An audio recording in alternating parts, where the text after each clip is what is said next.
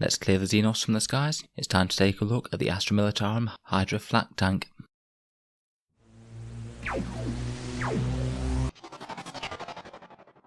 Hello and welcome back to Auspex Tactics, the strategy focused 40k channel where we're all about getting the most out of our miniatures on the tabletop.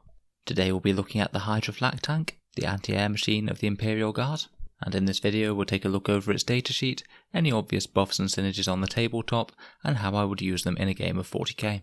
In the background, the Hydra is the main anti-air platform of the Imperial Guard, widely produced across numerous Forge worlds and employed in almost every regiment. Like many of the other Imperial vehicles, it's based off the sturdy Chimera chassis, and its signature armament is a set of twin-linked Hydra autocannons, sporting longer barrels and sophisticated anti-air tracking systems.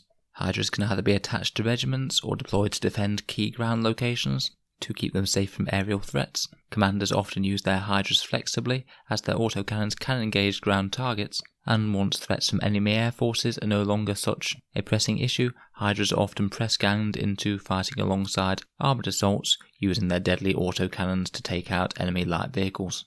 Very nice, let's have a look at their datasheet and see how we can employ them on the tabletop. So Hydras are a heavy support choice for Codex Astra Militarum. Each one will cost you 93 points, and you can deploy them in squadrons of 1 to 3.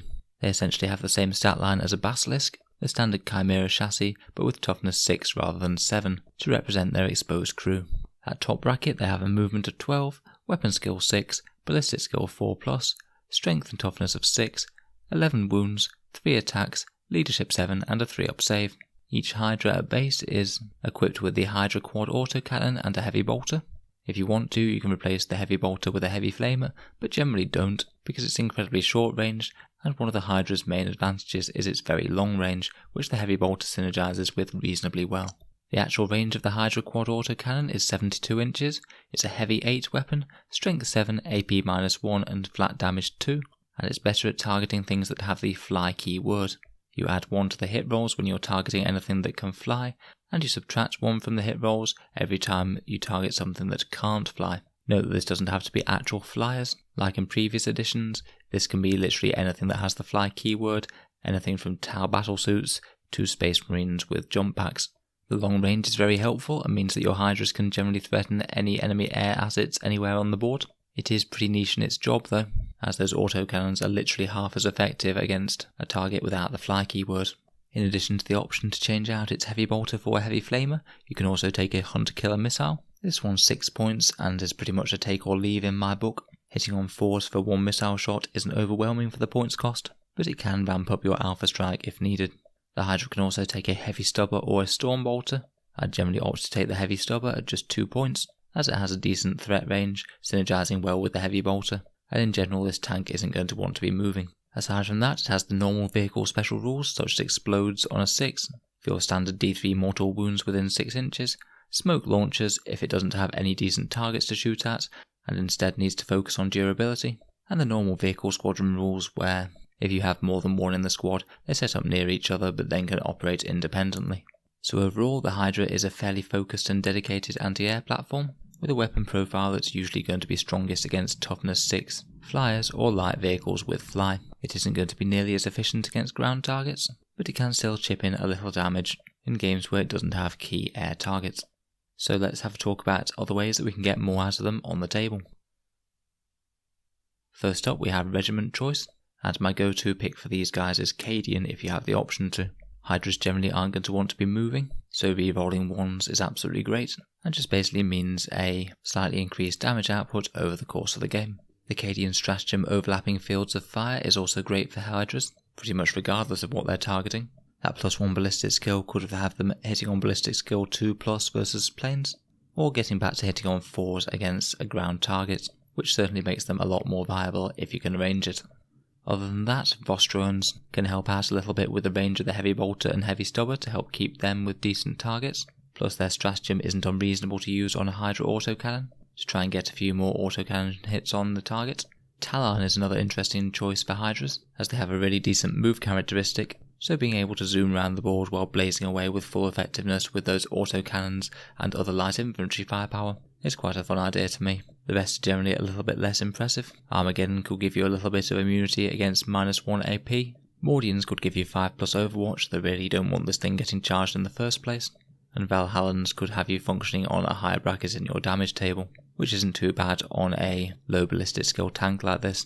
From the custom regiments, probably the most useful traits are Spotter Detail and Jury Rigged Repairs, for a bit of extra range and regenerating wounds. In terms of character support, we have the usual guard armoured options. Yarick and Harker could let you reroll ones for the Hydra. A Warlord with Old Grudges could have you rerolling wounds against a key target, as could the Relic of Lost Cadia for those Cadians. Astropaths could have the potential for +1 to armour saves and -1 to hit, though in all honesty you'd likely be better off using this on a big tank commander or something, and Tech Priests could pile a few more wounds back on too. Hydras can be part of the Vigilus detachment, the Emperor's Wrath Artillery Company, where they can gain a few useful buffs including firing twice, which could be pretty key if you happen to be going against a flyer heavy opponent, and also additional AP on 6s and ignores cover if you happen to be using their special Warlord trait and relic. Suppressive fire is also an option here for denying overwatch and limiting an enemy's move characteristic. Finally we come on to stratagems, and we have a few of the usual suspects that are options for the Hydra. Crush Them for 1 command point could be used to have it hit on 2s in melee for a turn, which is best used if you have one enemy infantry model in combat with your tank, and it might make the difference between whether or not they can fire next turn.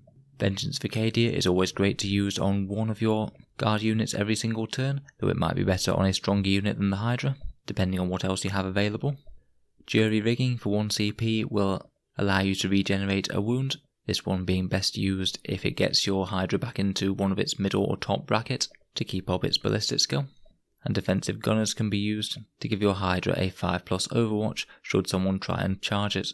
Finally, from the greater good, we also have the option of Relentless, a new 1 command point stratagem that will allow a vehicle to function on the top bracket of its profile for a turn, which if you're in your lowest bracket might well be worth it to squeeze a whole bunch of extra firepower out of a Hydra that your opponent wasn't expecting. So how would I use Hydras in game? Firstly, I'd be most tempted to bring them along if I was also running the Emperor's Wrath Artillery Company from the Vigilus book, as having the option to fire the Hydra twice is pretty handy, and it's good stratagems that allow to tailor to your opponent if they are running a lot of flyers, meaning that you can spend 2 CP to sort of have the advantage of 2 Hydras for 1 turn should you need it.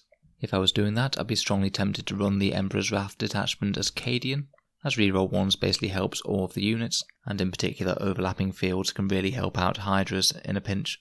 Hydras are a bit of a tricky one to balance exactly how many of them you take, because of their fairly niche role in terms of taking out flyers. You'd be tempted to not take too many just so they can help you in those matchups, but kind of the issue with that is that if you do go into a matchup that's really heavy on flyers, then guess which tank is likely to get focused down first if your opponent is bringing a lot of flyers. For this reason I think it certainly helps to have multiple threats on the go. Particularly scary things like tank commanders and demolishers can mean even if you're facing a flyer heavy opponent, then it won't entirely be clear which of your tanks to focus down first, the Hydras or the tank commanders or the demolishers, as all could potentially do a whole load of damage to flyers. In terms of deployment, I'd be very tempted to use the Hydra's long range to get them as far out of harm's way as possible. Often the very corner of a board can be a good place to put a Hydra, particularly somewhere like on a hill, if it helps them to get a bit of line of sight.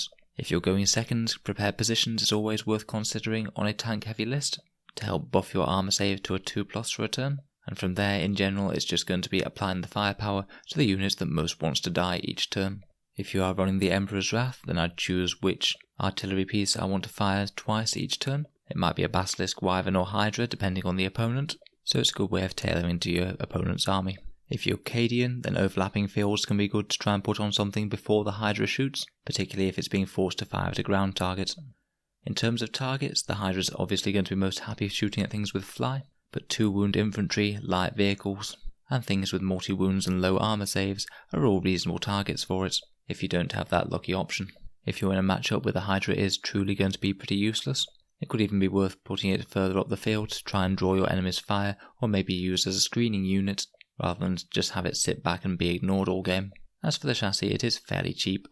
In terms of other options, the Hydra really does compete somewhat with things like tank commanders and Lehman Russ battle tanks, both of which also provide very decent long-ranged firepower. In particular, tank commanders are pretty efficient at taking down targets that are flyers and -1 to hit because they already have decent ballistic skill. Compared with your standard battle cannon Russ, the Hydra will be a little more efficient on the whole against light vehicles with 3-up saves that can fly, but less efficient against ones that can't. So it's a bit of a meta-dependent choice really. If you're seeing plenty of opponents that bring a lot of flying things, Hydras are going to be a better choice. If they aren't, then maybe focus on Russes and the other artillery options. Overall, I think it does compete decently, but probably isn't one of the top tier options in the Guard Codex, due to its fairly niche role and how skewed it is against certain matchups compared with others. Let me know your thoughts, opinions and experience with Hydras down in the comments below. They're certainly an interesting little unit, and I have had some reasonable success with mine over the years in my Guard army. If you'd like to see more Guard Tactics videos, feel free to subscribe to Auspex Tactics, where we have new 40k content out every single day. And if you'd like to help out the channel, then I do have a Patreon page, where you can see early videos, my own tournament lists, and vote on what videos come next for the channel, so check that out if that's of interest to you. Thanks very much for listening, and I'll hope to see you guys next time.